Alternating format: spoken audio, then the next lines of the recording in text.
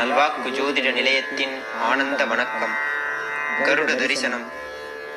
கருடன் என்பவர் ஒரு தெய்வீக பட்சி. இக்காலத்தில் இந்த தெய்வீக பட்சியை காண்பதே துர்லபமாக உள்ளது. இவரை ஞாயிற்றுக்கிழமை தரிசித்தால் பிணி அகலும்.